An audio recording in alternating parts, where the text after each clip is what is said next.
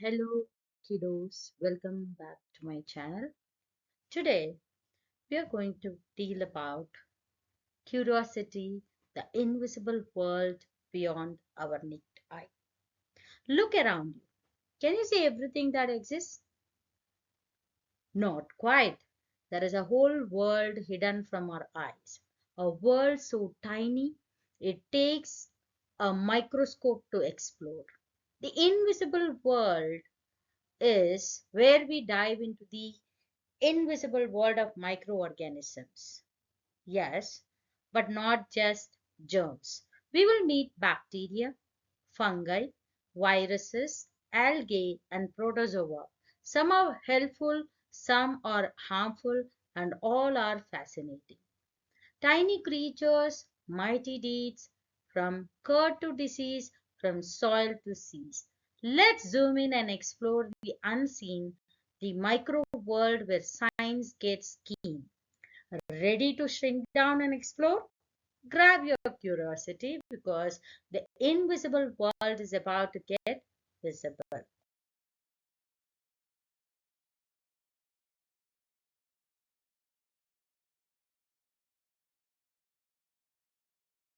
What if the invisible became visible? Okay, imagine this. What if, just for a moment, the invisible world around you became visible? Think about it. Your desk, your hand, even the air, suddenly filled with tiny creatures moving, growing, floating. Would you be surprised to see bacteria swimming like fish, fungi sprouting like mini forests, viruses drifting like tiny balloons? Now, tell me, how would that change the way you think about size or complexity or even what it means to be alive? Would you still say small means simple, or might you start seeing the tiniest things as the most powerful? Hold that thought because we are about to dive into a world that's always been there, just hidden from our sight.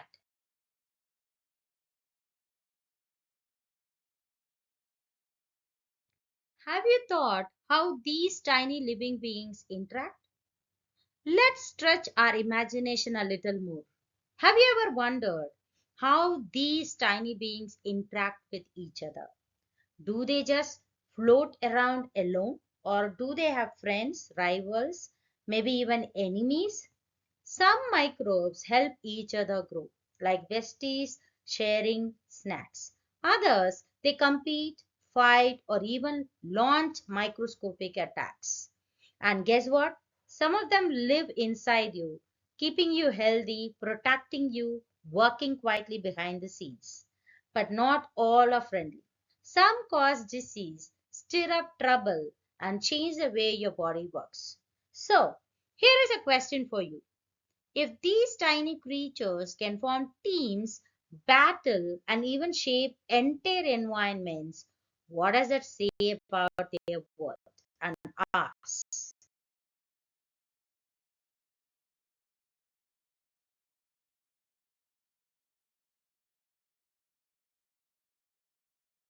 Why can't we see tiny things? And what is a lens? Quick question. Why do you think we cannot see tiny things like germs or cells with just our eyes? Is it because they are shy? Or maybe they are playing hide and seek? Actually, our eyes have limits. They can only spot objects above a certain size. So, for a long time, the tiniest things stayed invisible. But then, someone had a bright idea. What if we could bend light to make small things look bigger? Enter the lens, a piece of glass shaped like a lentil seed, thick in the middle, thin at the edges, and full of magic. Lenses helps us magnify tiny objects, and as they got better and better, we invented something amazing, the microscope. So next time you look through a lens, remember you're peeking into a world that was once completely hidden. Imagine looking through a microscope for the very first time. What do you think you would see? a hidden world full of tiny living creatures moving, growing, multiplying, all invisible to the naked eye. These tiny beings are called microorganisms. So small, they need special tools just to be seen. But wait, what makes something living? What do we call all living things? We call them organisms. Whether it is a towering elephant, a leafy plant, or a tiny bacterium, they are all part of the living world. Big or small, round or spiky, green or glowing, organisms come in all shapes, sizes, and colors. So, the next time you spot a bug, a tree, or even a speck under a microscope, ask yourself, what kind of organism might this be? All right, curious minds, time to think and explore. What is the smallest organism you have ever seen with your own eyes? Was it an ant, a mold patch, something even smaller? And what about reading glasses or magnifying glasses? How do they help us see better? Ever notice how they make tiny letters or objects pop out? Now, close your eyes for a second. Can you imagine what a single drop of pond water might look like under a microscope? A jungle of tiny swimmers, creatures with tails, spikes, and glowing bodies, all living in that one drop. To help you remember this journey into the invisible world, here is a cool mnemonic limbo. Limbo, in that L uh, signifies lens, that is lentil shaped glass. I is for invisible things becomes visible. M, microscopes invented. B, bacteria and tiny life discovered. O, organisms of all sizes exist. Say it with me, limbo. Because once you step into the invisible world, you will never look at tiny the same way again. Welcome to your first science adventure, Activity 2.1, the magic flask and tiny creatures. Ready to become a micro explorer? Yeah. Here is what you will need: a round bottom glass flask or just a clear glass bowl, some clean water, a cork or lid to seal the top, a book with printed text, a magnifying glass, and a tiny insect like an ant. Observe it safely, of course. First, pour water into a flask or bowl. Now, hold it over the printed page. What do you see? Does the text look bigger, curved, or a little magical? That's your homemade lens in action. Now, gently place your ant or tiny insect in a safe spot. Use your magnifying glass. Can you see its legs moving? Its antenna twitching? How many body parts can you count? You are now observing a living organism just like scientists do when they study microorganisms. So, what did you discover today? That water can magnify, that lenses bend light, and that even the tiniest creatures have fascinating details. Keep your curiosity bubbling because the invisible world is full of surprises. All right, young scientist, let's get started with your magic flask experiment. Follow along step by step. Step 1, fill your flask or glass bowl with water. Step 2, seal the top with a cork or lid. We do not want any spills. Place the flask gently on top of a printed book page. Step 4, now lean in and look through the flask at the letters below. What do you see? Are the letters dancing? Do they look bigger than before? That's the magic of curved glass. Your flask is acting like a magnifying lens, bending light and making tiny things look larger. Pretty cool, right? You just used science to reveal what your eyes alone couldn't see. Let's travel back in time. to the year 1665, when a curious scientist named Robert Hooke changed the way we see the world. Hooke wasn't just a scientist, he was also an artist. He didn't just study tiny things, he drew them. He wrote a famous book called Micrographia, filled with stunning sketches of things seen under a microscope. His microscope could magnify objects 200 to 300 times. And when he looked at a piece of cork, he saw something amazing. Tiny compartments all packed together like a honeycomb. He called them cells, and that one moment opened the door to the invisible world of life. So, next time you look through a microscope, remember Robert Hooke, the scientist who saw the unseen and drew the invisible. Let's meet two brilliant minds who opened the doors to the invisible world, starting with Robert Hooke.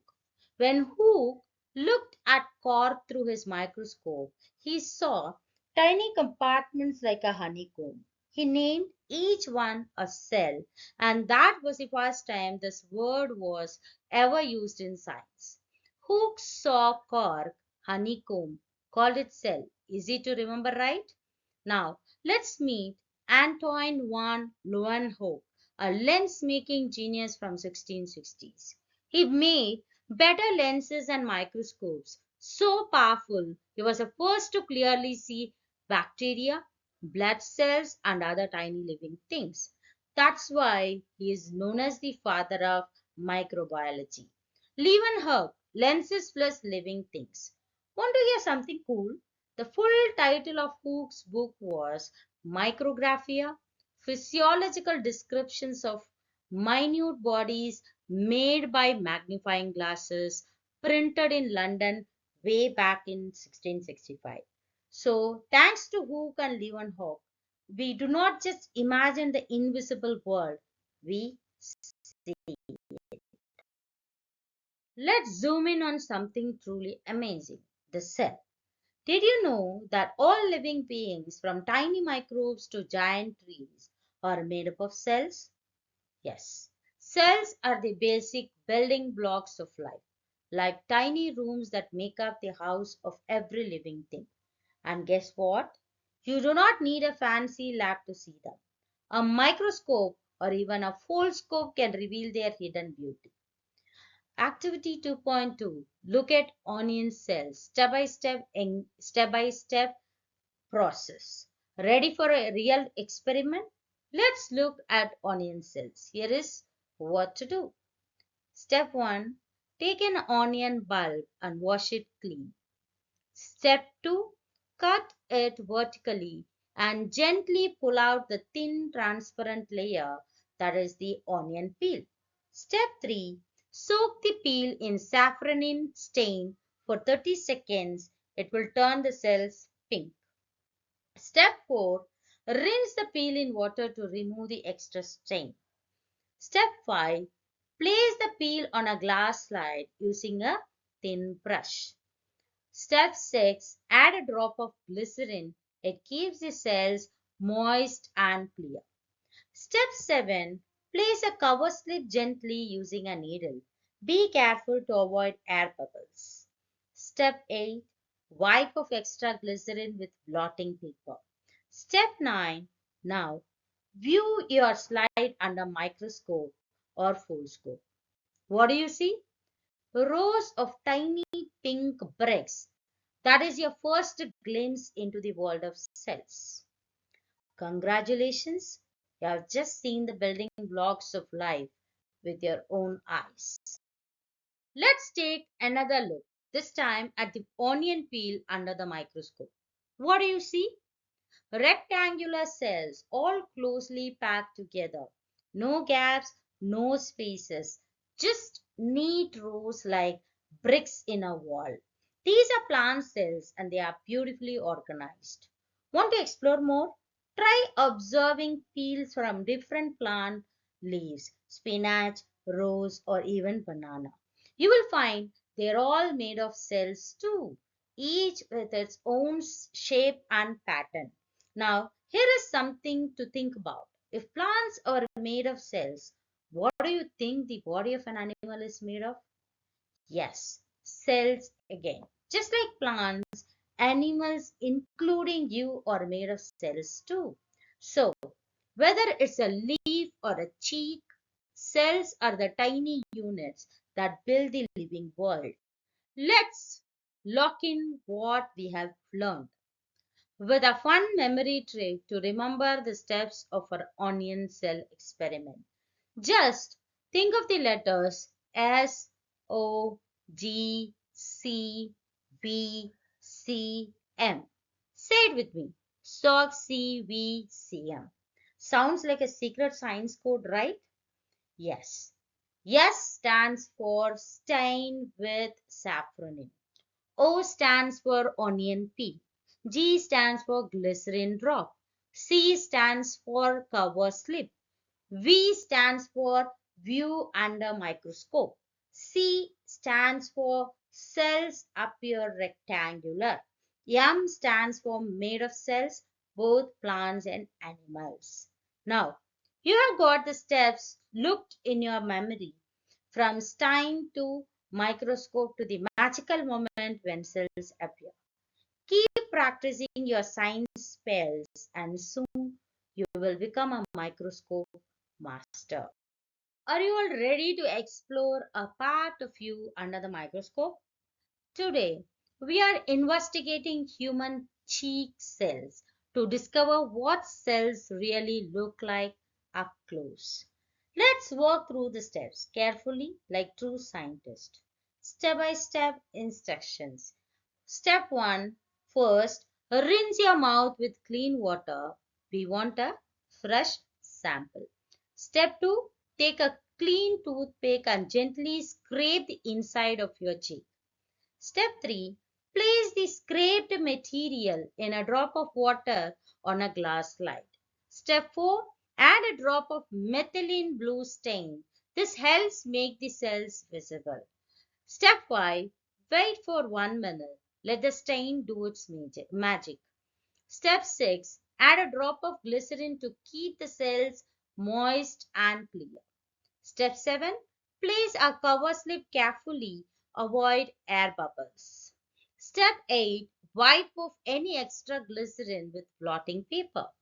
Step 9. Now, observe under a microscope and draw what you see. What do you notice? A round nucleus, a thin cell membrane. You are looking at the building blocks of your own body. From onion cells to cheek cells, you have now seen life from the inside out. Take a close look through your microscope. What do you see? Polygon shaped cells. Those are your cheek cells. Each one has a few key parts you can spot. Let's break it down. The cell membrane, that is the outer layer, keeping everything inside and controlling what goes in and out. The cytoplasm is a jelly-like substance where all the cell's activities happen. And the nucleus, the round core center like the brain of the cell controlling its actions. Now let us see the cell parts and their functions. So cell membrane protects the cell and allows materials in and out. Coming to cytoplasm, it contains nutrients where life processes happen. And nucleus controls cell activities, helps in growth. Cell wall, only in plant cells, gives strength and shape. So, whether it's a cheek cell or a plant cell, every part has a job and together they keep life going. Let's compare two types of cells you have seen under the microscope. The one is onion peel cells and the other one is cheek cells. Take a look at this chart which is given in your screen. It shows how plant cells and animal cells are alike and how they are different. When we talk about shape, onion cells are rectangular in shape and the cheek cells in humans are polygonal. And talking about the cell wall is present in onion cells and absent in cheek cells. Cell membrane is present in both onion cells and cheek cells. Cytoplasm is also present in both onion cells and cheek cells. Nucleus is also present in both onion cells and cheek cells. Both have a membrane, cytoplasm and nucleus, the three basic parts of a cell. Just remember MCN, my cell's nucleus. M for membrane, C for cytoplasm, and N for nucleus. Plant cells have one extra feature, the cell wall, which gives them shape and strength. So, whether it is a plant or an animal cell, these parts help the cell stay alive, grow, and do its job. Cells may be tiny, but they are mighty. Let's peek inside a plant cell. And guess what? It's not just a bag of liquid, it's a mini factory with each part doing a special job. Ready to meet the factory workers? First up, the cell wall. It is like the strong outer wall of a building, giving the cell shape, strength, and support. Next is the cell membrane, the security gate. It controls what goes in and out of the cell. Third one is the cytoplasm, a jelly-like fluid where all the action happens. Think of it as the factory floor. Now, meet the nucleus, the boss of the cell. It controls everything from growth to decisions. Here comes the chloroplast, the solar panels. They contain chlorophyll and help the plant make food through photosynthesis. Then we have plastids, the storage units. They hold food, color, and sometimes help with photosynthesis too. And finally, the vacuole. It is the water tank and waste bin rolled into one, storing water, nutrients, and keeping the cell firm.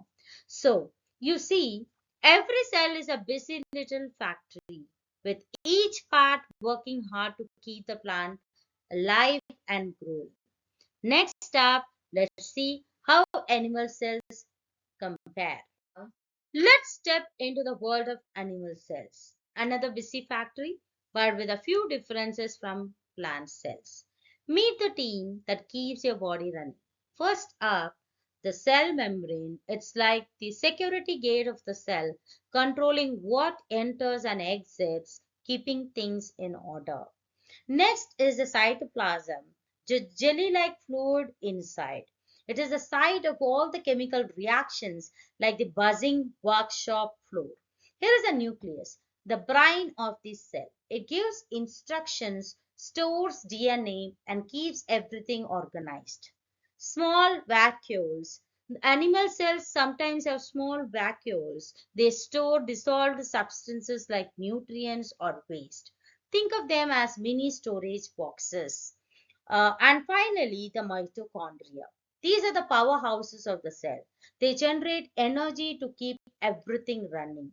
So, whether it is a muscle cell, a skin cell, or a cheek cell, each part plays a role in keeping you alive, active, and growing. Plant or animal, cells are full of surprises. Let's compare plant and animal cells. Two types of living factories with some key differences. Ready for a cell showdown? Plant cells have a cell wall, a tough outer layer that gives shape and support. Animal cells, no wall, just a flexible membrane. Plants have chloroplasts, the green food makers that use sunlight for photosynthesis. Animal cells do not need them, they get energy from food. Plant cells have a large central vacuole, like a water tank. Animal cells may have small vacuoles or none at all. Plant cells are usually rectangular, like bricks. Animal cells more round or irregular, like blobs or bubbles. Plants have plastids, storage units for food and color. Animal cells keep those too. To remember what is special in plant cells, just say PVC. P stands for plastids, V stands for vacuole, C stands for chloroplast. PVC, the plant cell trio. Do all animal cells look the same? Not at all. Nerve cells are long like wires, blood cells are round like coins, muscle cells stretch and contract like rubber bands. So, whether it is a leaf or a leg, cells come in all shapes, sizes, and superpowers. Have you ever wondered why do cells look so different from each other? Well, just like tools in a toolbox, each cell has a special shape that matches its job. Let's start with the muscle cell. It's long and spindle shaped like a stretchy thread. Why? So it can contract and relax to help your body move. Next up is the nerve cell. It's super long with lots of branches, perfect for carrying messages quickly across your body like a telephone wire. Now, meet the cheek cell, thin and flat like a smooth tile. It forms a protective lining inside your mouth. And finally, plant cells. They come in all shapes, rectangular, oval, even tube-like. Some carry water, some give support, and others make food through photosynthesis. So, the next time you look at a cell, ask yourself what's its shape and what's its superpower. Because in the world of cells, form always follows function. Let's look in a golden rule of biology. Shape follows function. Say it with me. Shape follows function. That means a cell's shape isn't random. It is designed to match its job, just like tools in a toolbox. Think of nerve cells, long like wires, perfect for sending signals across your body.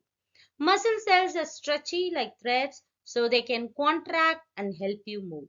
Cheek cells are flat like tiles. They form smooth layers to protect your mouth. And plant cells, they are full of variety. Tube-like cells carry water like straws. Elongated cells give support like beams in a building. Oval cells store food or make energy like tiny batteries. So, next time you see a cell, ask yourself what shape is it and what's its special job. Because in the world of cells, form always follows function and every shape tells a story. Let's explore how living things are built step by step from tiny to mighty. Just remember the magic code CTOO. Cells turn organisms over and over. It all starts with the cell, the basic unit of life, like muscle cells that help you move or nerve cells that send signals. Next comes tissue, a group of similar cells doing one job. Think of muscle tissue or skin tissue working together like a team. Then we have the organ made of different tissues working together. Your heart, stomach, and even a leaf are all organs. Now zoom out to the organ system. A group of organs working together for a big job, like the digestive system in humans or the root system in plants. And finally, the organism, a complete living being like you, a dog, or a tree. From one tiny cell to a whole living creature, life is built layer by layer, beautifully organized. Say it with me. CTOO. Cells turn organisms over and over. Now you will never forget how life starts up. Let's start with a surprising fact. Did you know the yolk of an ostrich egg is the largest known cell in the living world? It's about 130 to 170 millimeters wide. That is bigger than a tennis ball. And yes, it's a single cell surrounded by extra material like the shell and egg white, all designed to protect and nourish it. But Most living things aren't made of just one cell. They are multicellular organisms like humans, animals, and plants. Life begins with one cell, the egg. That cell divides again and again, forming many cells that organize into tissues, organs, and systems. It's like building a city starting with one brick, then walls, rooms, and finally skyscrapers. Let's recap the levels of organization. Say it with me: cell, tissue, organ system, organism. Each level builds on the one before, and even the most complex bodies start from a single cell. From ostrich eggs to human hearts, cells are the tiny heroes of life. Ready to meet some of the tiniest creatures on Earth? Let's dive into Activity 2.4, Observing Pond Water. These little beings are all around us, but we need a microscope to see them. Here is how to begin. With help from an adult, collect some pond or stagnant water. Use a dropper to place a drop on a microscope slide. Gently place a cover slip on top. No air bubbles. Now observe under a microscope or foldscope. What you will see: look closely. Do you see tiny dots moving, spinning, swimming? Those are microorganisms, living beings too small to see with the naked eye. Some have tails, some change shape, some zip around like they are in a race. You have just discovered a hidden universe, a world full of life in a single drop of water. Keep exploring, because the more you look, the more you will find. Let's dig into the ground, literally. It's time for activity 2.5, observing soil suspension. Did you know that even soil is full of life? Let's find out how. Here is your soil science guide. Collect moist soil using a spoon or gloves. Mix it with water in a beaker and stir using a glass rod. Let it settle for a few minutes. Take a drop from the top layer and place it on a slide. Cover with a cover slip carefully, no bubbles. Now observe under a microscope. What you will see? Look closely. Tiny moving dots, just like in pond water. These are microorganisms, living beings too small to see without a microscope. What are microorganisms? Let's break down the word. Micro means very small. Organism means living being. So microorganisms are tiny living things, invisible to the naked eye, but full of life. And just like microbes, other cells have special shapes too. Take a look at this chart. Muscle cells are long and stretchy, perfect for movement. Nerve cells are long with branches, great for sending messages. Cheek cells are flat, ideal for protection.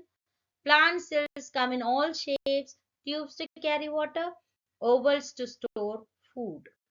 Every cell has a shape because every cell has a job. Let's look in a simple memory trick to remember how we observe microbes. Say it with me. PSSM. P stands for pond water. S stands for soil suspension. Again, stands for slide with cover slip.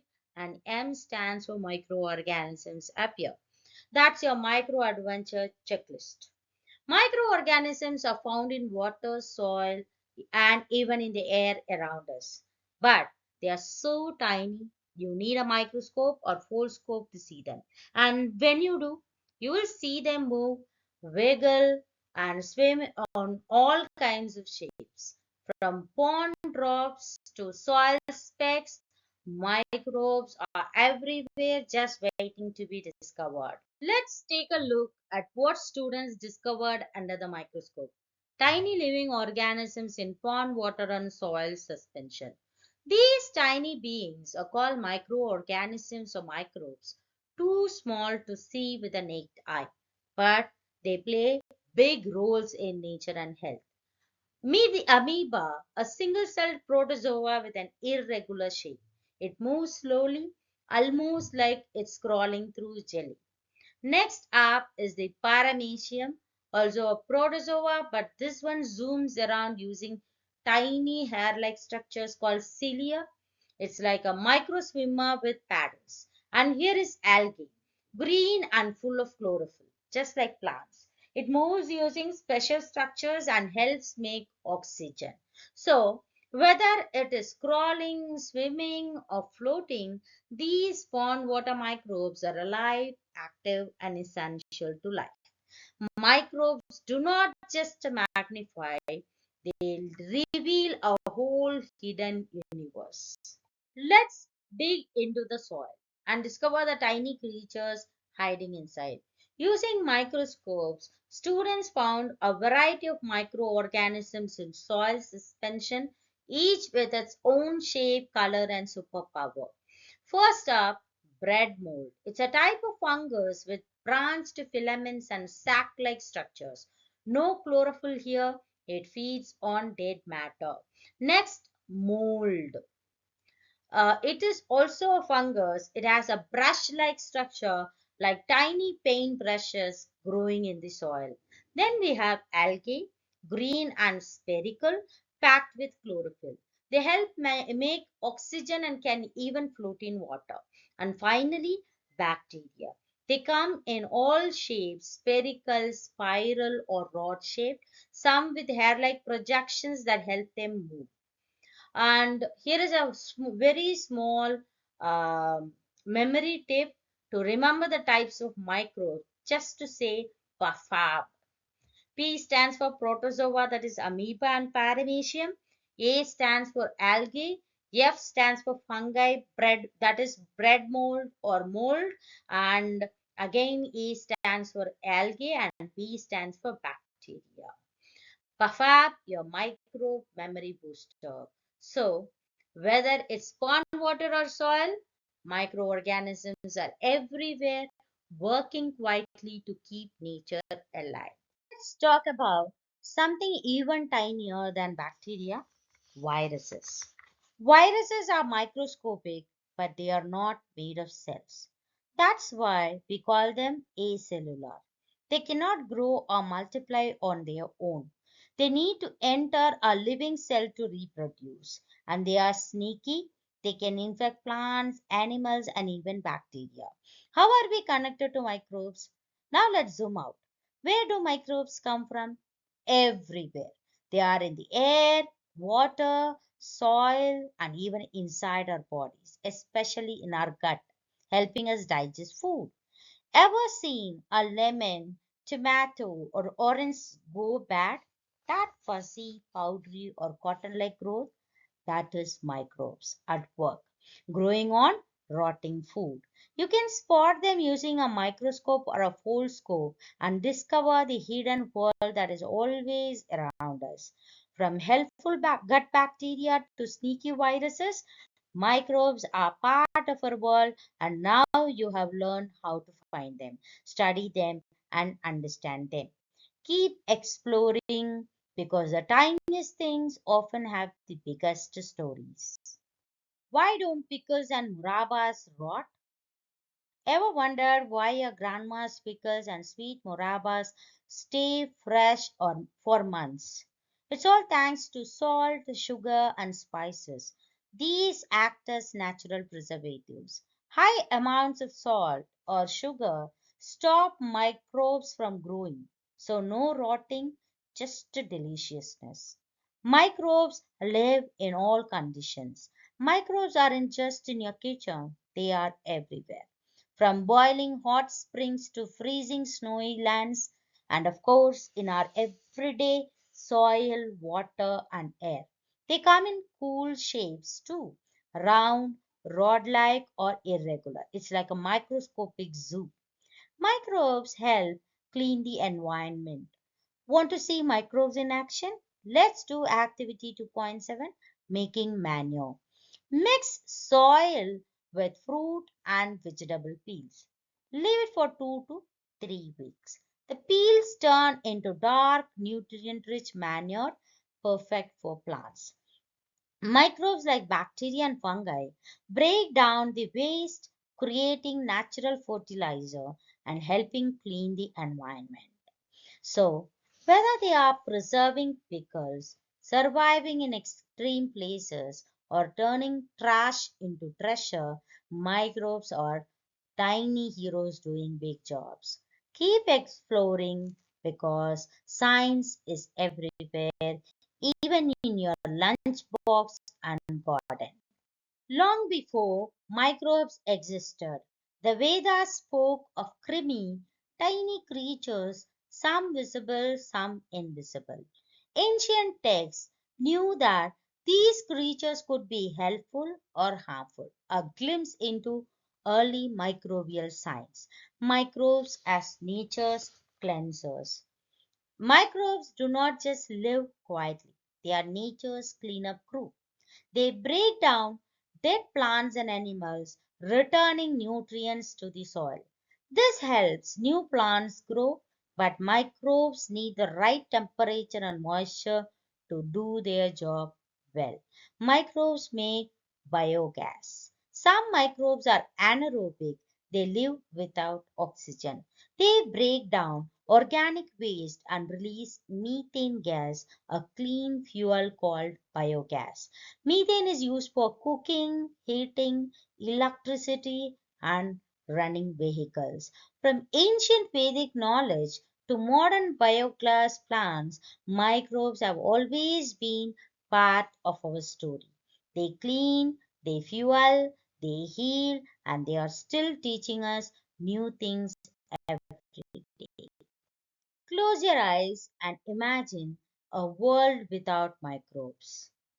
No manure to nourish the soil, waste piling up everywhere, plants struggling to grow, no biogas for cooking or fuel. Nature would lose its cleansers or cleaners or recyclers and energy makers. But thankfully, we do have microbes. They are the tiny heroes of nature, working silently but making a huge difference. So, next time you see compost, eat a pickle, or switch on a biogas stove, remember the microbes that made it all possible. Dr. Ananda Mohan Chakrabarti. Who was he? Meet Dr. Ananda Mohan Chakrabarti, an Indian American scientist born in 1938 who changed the way we see bacteria. He passed away in 2020, but his discoveries still help protect our planet today. What did he discover? In 1971, Dr. Chakrabarti created a special bacterium, one that could break down oil spills. This tiny microbe helped clean polluted oceans and water bodies, a big win for the environment. What is a patent? When you invent something new, you can get a patent, a legal right that protects your idea. In 1980, Dr. Chakrabarti's bacterium became the first living organism to receive a patent.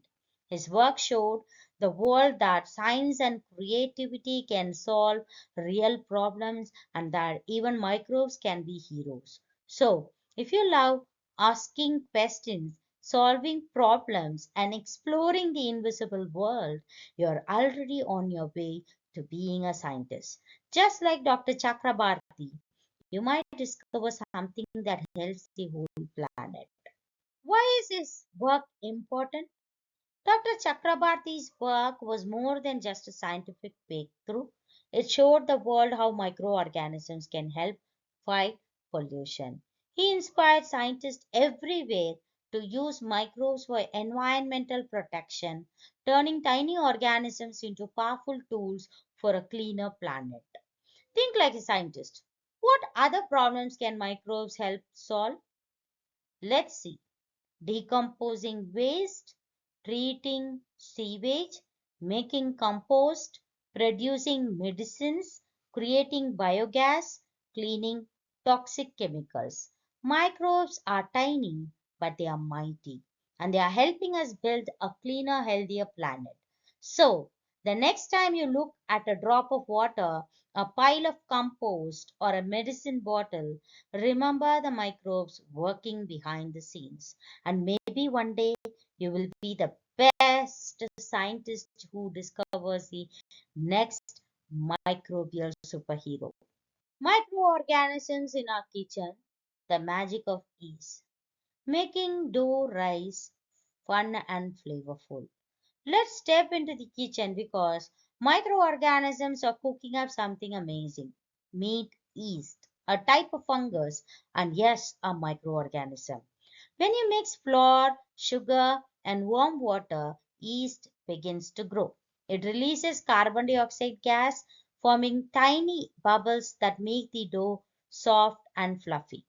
Yeast also makes a slight smell because it produces a little alcohol during the process. That's why we use yeast in making bread, cakes, batura, and more. So, next time you see dough rising in the kitchen, remember the invisible yeast working its magic. Microbes aren't just in labs, they are in your lunchbox, making science delicious. Activity 2, making curd. Ever wondered how milk turns into curd overnight? It's all thanks to a friendly bacterium called lactobacillus, a microorganism found in curd. Lactobacillus feeds on milk sugar called lactose and turns the milk into curd. It produces lactic acid, which gives curd its sour taste. Curd forms better in warm places, so if it is chilly, your curd might take longer to set. So, next time you keep a spoonful of curd, remember the tiny lactobacillus that made it possible. Microbes may be invisible, but they are always busy, even in your breakfast bowl. Microorganisms do not just help in the kitchen, they are busy in the farm too. Meet rhizobium, a special bacterium that lives in the root nodules of plants like peas and beans. It traps nitrogen from the air and gives it to the plant, helping it grow without chemical fertilizers. That's why farmers grow legumes to keep the soil healthy and rich. Microorganisms are tiny helpers in our kitchen and on the farm. They make our food tasty and keep our soil healthy, quietly supporting life every day. Let's dive into the water and meet the microalgae. Microalgae or microscopic plant like organisms found in water, soil, air, and even on trees. They make their own food using sunlight through photosynthesis. And guess what? They release oxygen, producing more than half of Earth's oxygen supply. Why are they important? Microalgae are tiny, but they are super useful. Um, Food for aquatic animals, health supplements and medicines for humans. It helps clean water used to make biofuel a clean energy source. So whether they are floating in a pond or powering your future fuels, microalgae are silent superheroes of the water world. Next time you breathe in fresh air or see a fish swimming, thank the microalgae working behind the scenes. Meet the microalgae marvels. Let's explore the microalgae one at a time. Spirulina, the superfood, is packed with vitamin B12, high protein, and low fat and sugar. It's used as a nutritious food, and guess what? It can be formed easily in tanks. A tiny green spiral with mighty health benefits. Chlorella, the health booster, a green microalgae known as a health supplement. It's rich in nutrients and helps boost immunity, often found in powders and capsules. A small scoop of chlorella can support a strong body. Diatoms are water cleaners. And finally, these microalgae have glass-like shells and amazing cleaning powers. They help clean water and are used to make biofuel, a clean energy source for the future. From ponds to power, diatoms are truly dazzling. So, whether it is spirulina in your smoothie, chlorella in your supplement, or diatoms cleaning your water, microalgae are tiny treasures with giant impact. Growing and protecting microalgae, tiny powerhouses of nature. How to grow spirulina? Want to grow your own spirulina? Here is how. It's easier than you think. Use a glass tank in a bright place but avoid direct sunlight. Cover it with a shade net to protect from harsh light. Fill the tank with pond water. Add some living spirulina culture. Stir gently twice a week to keep it active. After 3 to 6 weeks, harvest it using a fine cloth, and you have got your own superfood. Science in your backyard and health in your hands. Why should we protect microalgae? But here is a catch. Pollution and climate change are reducing their numbers. Protecting microalgae helps us to maintain the oxygen balance, to support food security, to create livelihoods for farmers and scientists. These tiny organisms do big jobs and they need our help to keep going. Microalgae are tiny but powerful. They help the planet, animals, and even us. So let's learn from them, care for them, and maybe even grow a few of our own. Why is the cell called the basic unit of life? What is a cell? Let's start with the basics. What is a cell? A cell is the smallest building block of all organisms. It helps living beings perform life functions like breathing, growing, and reproducing. Just like bricks build a house, cells build living things from tiny bacteria to giant trees. Types of organisms. Now let's look at the types of organisms based on how many cells they have. Unicellular organisms made of one cell. Example, bacteria, yeast. These tiny creatures do everything: eat, grow, and reproduce with just one cell. Multicellular organisms made of many cells. Examples, plants, animals. Their cells work together like a team, each with a special job. Whether it is one cell or millions, every living thing starts with a cell. That's why we call the cell the basic unit of life, because life begins, grows, and survives through cells. From a single yeast cell to a towering banyan tree, it's all thanks to the superpower of cells. What do cells do? Let's explore what cells actually do. In unicellular organisms, just one cell does everything. It eats, grows, moves, and even reproduces all on its own. But in multicellular organisms, different cells have different jobs, like a team where each member has a special role. Some cells help us breathe, some help us digest food, and some help us fight germs. Cell structures. Now, let's speak inside a cell, what it is made of. All cells have a cell membrane, like a skin that protects and controls what goes in and out.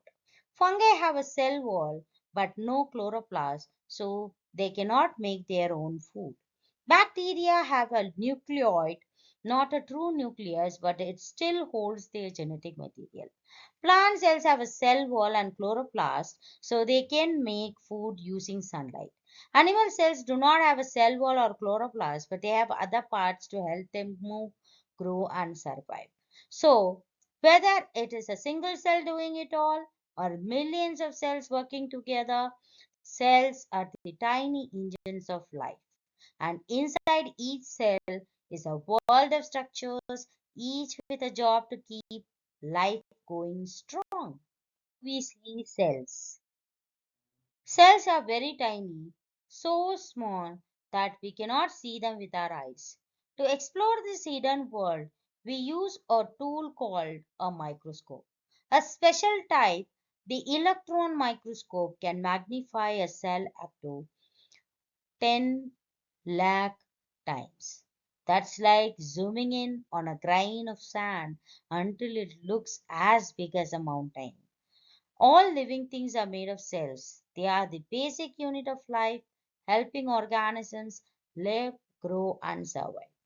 So, next time you look through a microscope, remember you're seeing the building blocks of life itself. Microorganisms can be helpful or sometimes harmful, but many of them do amazing things that help us and the planet, cleaning the environment. Some microbes help decompose waste, keeping our surroundings clean and healthy, helping plants grow. Rhizobium bacteria live in the roots of legumes like peas, beans, and lentils. They trap nitrogen from the air and make the soil fertile so farmers do not need chemical fertilizers, making food delicious. Yeast, a type of fungus, is used to make breads, cakes, pastries, and even idlis, dosas, and baturas. It helps the dough rise and adds soft texture, forming curd and fermenting food. Lactobacillus, a friendly bacterium, turns milk into curd and helps in food fermentation too. So, whether they are in the soil, the kitchen, or the compost pit, microorganisms are tiny heroes making life better every day. Keep exploring because the smallest things often have the biggest impact.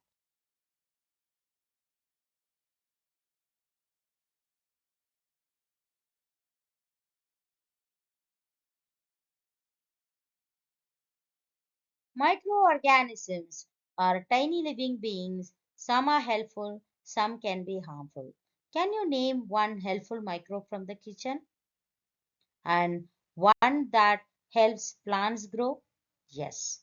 Yeast or a lactobacillus from the kitchen and rhizobium helps plants grow. Why do they matter?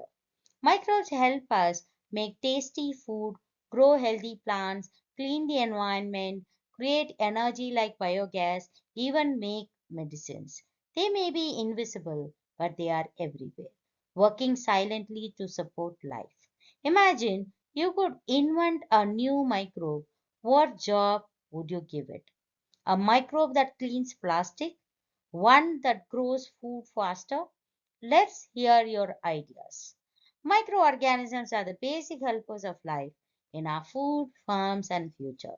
So stay curious, keep exploring, and remember tiny things can make a mighty difference.